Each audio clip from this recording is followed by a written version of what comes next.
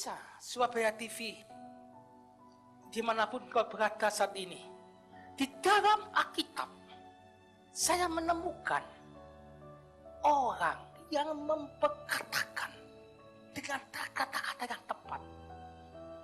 Orang itu akhirnya dipuji oleh Yesus. Yesus pernah memuji orang itu. Tidak pernah kujumpai ini, biarpun dia di Israel. Kuasa perkataanmu.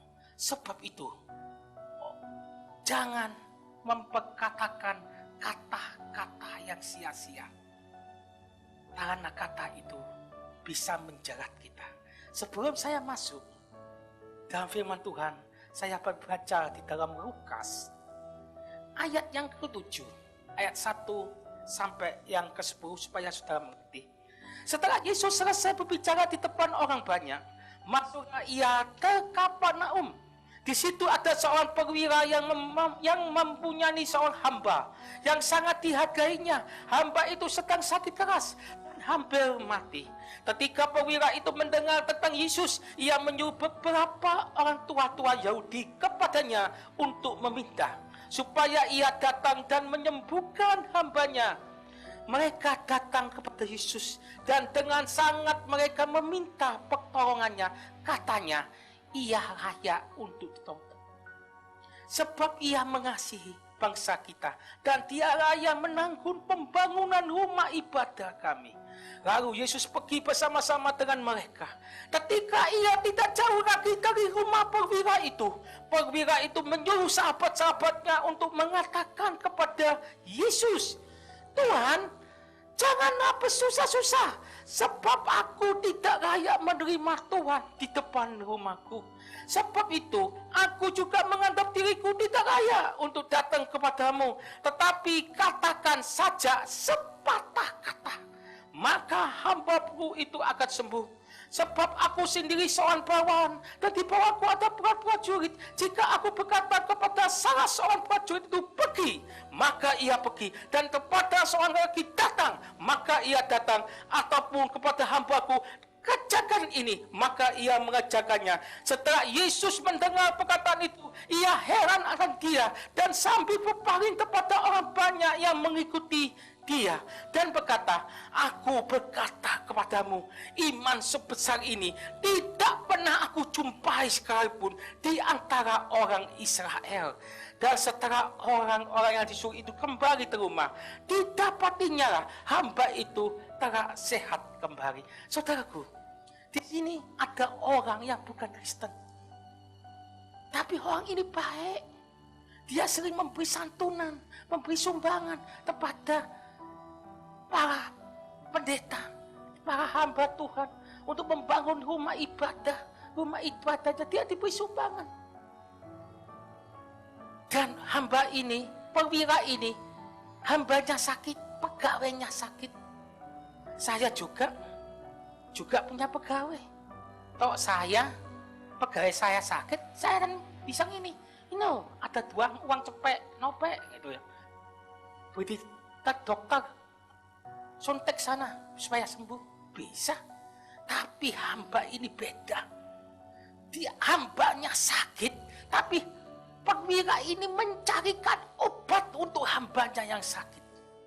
Dan didengarnya oleh para hamba Tuhan pendeta bahwa dia susah untuk mengobati bawahannya, hambanya itu.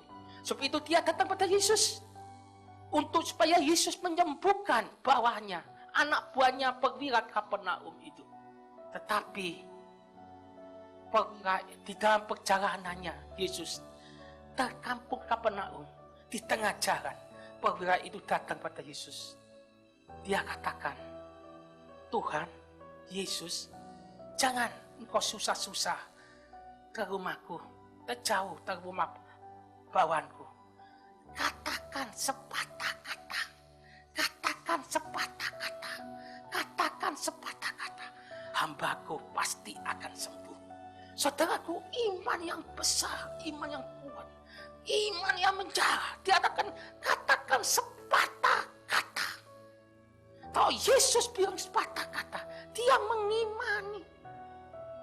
Saudaraku, sebetulnya kita orang Kristen, orang percaya sebetulnya malu.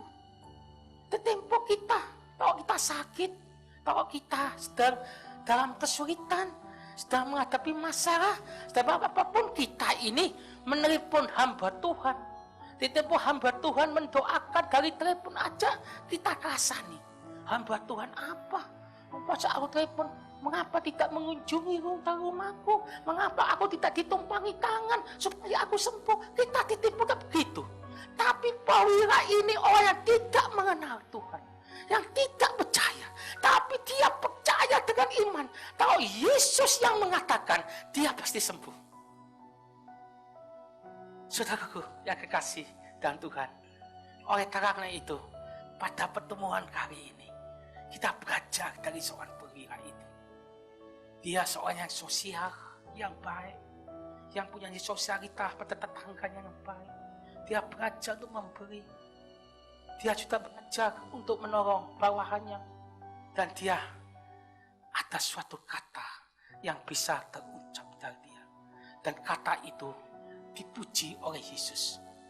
Bahwa dia tidak ada di Israel sekalipun orang yang seperti dia mempunyai iman yang besar, iman yang kuat, iman yang kokoh kepada dia. Oleh karena itu, saudaraku, kalau saat ini saudaraku menghadapi suatu tantangan, menghadapi suatu tekanan, suatu masalah apapun, maukah engkau mempercayai Yesus Tuhan kita, Yesus junjungan kita, mempercayai betul obat bisa menyembuhkan aku barangkali. Betul, dokter bisa memberikan resep untuk menyembuhkan aku. Tapi kita belajar untuk berkata, tapi aku bangga jika Yesus sendiri yang menyembuhkan aku. Amin. Barangkali orang lain bisa menolong bisnismu, bisa nyari jalan keluarmu. Tapi saya katakan, kita lebih bangga kalau kita mengatakan suatu iman, suatu moto dalam hidup kita. Aku bangga jika Yesus yang aku sembah, Yesus yang aku puji, itu yang bisa menolongku. Aku tahu dia tidak pernah terlambat. Firman Tuhan mengatakan dia tidak pernah terlambat untuk menolong. Tapi dia selalu tepat di saat yang tepat dan di waktu yang tepat juga dia menolong kita. Kita tidak akan pernah terlambat. Dia selalu menolong. Sebab itu belajar untuk mempercayai Yesus. Bahkan ini saat ini kita belajar untuk menyerahkan semua masalah hidup kita kepada Dia, kepada Yesus. Serahkan hidup kepada Dia. Mumpung kita ada kesempatan ketika saudara mendengar khotbah ini, barangkali iman saudara menyala, saudara kuat, saudara mendengar khotbah saya hari ini. Tapi saya belajar untuk mendoakan saudara. Bukan saat ini, bukan waktu ini aja saudara kuat, tapi untuk selamanya saudara mempercayai bahwa Dia ada Allah, Yehovah Yireh. Dia tidak menyediakan. Dia ada Allah yang bisa menyembuhkan, Yehovah Rafa. Dia akan menolong kita. Sebab itu di dalam pertemuan kita hari ini kita belajar untuk percaya. Serahkan segala waktumu, segala apapun masalahmu, segala kebimbangan hidupmu kepada Dia. Dia adalah sumber jawaban untuk kita semua.